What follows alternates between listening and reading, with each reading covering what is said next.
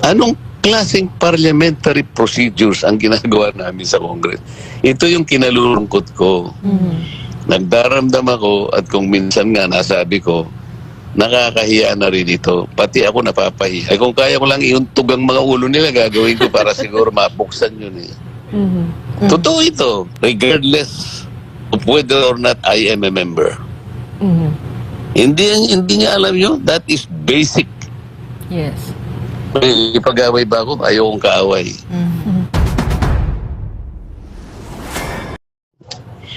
Anong klaseng parliamentary procedures ang ginagawa namin sa Congress?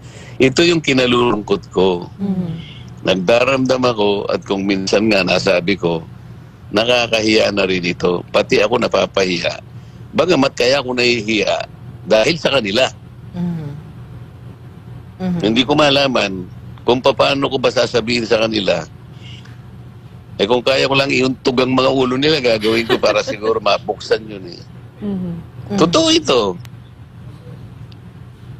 Actually, Totoo ito. Congressman. Harap-harapan naman, hindi naman makakapagsalita yung mga yan eh. Opo. Oo nga. Tanungin mong isa-isa. Sinong gustong humarap? Halimbawa sa Lunes. Halimbawa, harap ako doon. Wala lang manggugulo. Wala lang gagawa ng hopya para magkali naman tayo. Oh. Ang problema, pag nagsimula akong mag-raise ng issue, sasabihin nila sa akin, I'm sorry, Your Honor, you can no longer raise some procedural issues because you are no longer a member of this. Subukan niyang ulitin yon. Yeah. Ayoko na lang makipag-away kaya huminto na ako na sabi ko, Diyos ko, ano kayang nangyari sa mga tao? Anong nakain ng mga taong ito? Bakit ganito silang mga tiran? Yung chairman, napag-alaman ko, abogado raw eh. Oh? Kaya ako nalungkot eh, abogado pala yun. Kaya, hindi ko alam na abogado yun eh. Akala ko nagtitinda ng hopya yun eh. And sinabi din yan, that unconstitutional daw ang ginagawa ni VP Sara yung pag-lawyer niya sa kanyang detained chief of staff. Sabi ni Congressman Chua. Ano masasabi niyo dito, Congressman Marcoleta? Hindi hindi naglo-lawyer yun. Paano siyang maglo-lawyer? Hindi naman siya vice president siya. Nasabi niya na lang yun dahil siyempre nataranta yung kanyang OVP at sanang andun yung isang tambak na polis na kukunin siya. Ano ang gagawin niya? Hindi ba? Ang tatanungin muna natin ganito, sino ba yung nag-order na kukunin siya at dadalhin sa Women's Correctional? Sino?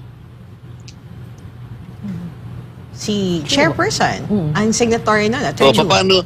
paano siya nakagawa ng order? Nag-hearing ba sila? Biyernes yun eh. Wala namang office pagka Biyernes eh. Nag-Zoom Paano meeting sila daw. nag-hearing? Zoom daw. Pwede ba yun, Kong? Oo, nag-zoom sila. Nakakuha sila ng approval sa office ng majority leader at ang majority leader kumuha ng basbas sa speaker. Ipalitaw nila lahat ito. Did the speaker extend an approval to the office of the majority leader for these people to conduct a special committee? Can On we a demand Friday? for transparency, Congressman Marcoleta, kung paano na humantong sa ganong klaseng order? Can the public ask for transparency sa House of Representatives? Of course. Of course, that's your right. Di ba? Kaya yung sa media, hindi nyo kasi tinatanong eh. Why don't you ask them? Sino-sino ang member na nag-attend? Sino-sino? Kausapin niyo, nag-attend nga po. Malalaman niyo kung talagang nagkaroon ng Zoom eh. Did they have a quorum? Ang problema, hindi naman kasi kayo nagtatanong eh. Para malaman niyo if the order was valid. O nag-Zoom sila, baka 3 lang sila. And with Pwede that, yun. Congressman Marcoleta, anong accountability ang pwedeng harapin sakali na invalid nga yung order na inilabas ni Congressman Chua? Invalid na nga eh. Eh di hindi totoo. Eh di mali. Eh siya bakit nagpapunta ng polis doon? Paano nakapunta yung polis doon? Sino ang tumawag ng polis? Yung secretary, yung secretary general? O yung sergeant at arms? Ba't mayroong kaagad polis? Natanong ko nga eh. Kasi merong tumawag sa akin. Ano na eh. Madaling araw na eh. Opo. Sabi nila meron pong mga polis doon na kukunin daw. Yung polis kukunin na daw yung Attorney Sanchez. Sanchez ba yung apelyido niya? Lopez. O Lopez. Kukunin na po. Eh, yung Secretary General ba nandyan? Wala po. Teka muna. Paano niyo ibibigay sa polis? Wala yung Secretary. The Secretary General is the one that should execute the order, the invalid order, kung halimbawa hindi naman valid, of the blank government. Committee on Blank Government. And public. Ano na yan? Ulitin mo nga yung pangalan ng committee. Di namin masabi yung good eh. Ituloy lang ninyo. The Committee on Blank Government and ano yung susunod? And accountability. Nakita mo na. But where's their accountability, Congressman Marcoleta? Yun nga yung sinasabi ko, you have to account. Nagkaroon ba talaga ng meeting? Nag-zoom ba sila? Ilan ang nag-zoom? Yes. Ilan? Was there a quorum? Bakit ang tumawag ba ng police, yung Sergeant at Arms? Bakit wala yung Sergeant at Arms? Can the police officers or police battalion secure the facility at pagkatas kunin nila yun? Ganun-ganun na lang? Is that the way an order be executed without the Sergeant at Arms? Hindi nyo naman tinignan ito eh. Yes. And Congressman Marcoleta, di ba, nag-file ng motion for reconsideration si Attorney Lopez kaugnay nga dun sa order ng contempt sa kanya. On the same day kung kailan siya na-contempt. Pero hindi po Precisely. ito inaksyon. Nagkaroon na ba? Na-resolve na ba yun? Wala pa yun. Yung Zoom meeting nila, ni-resolve na yun? Dininay ba? Paano mo ililipat nga? Meron siyang MR, kung meron siyang motion for reconsideration. Ito nga ang sinasabi ko sa inyo, ang pagkakaiba ng abogado doon sa nagkukunwang abogado. Pagkatapos, yun ang mga abogado na chairman, neophyte naman yan eh.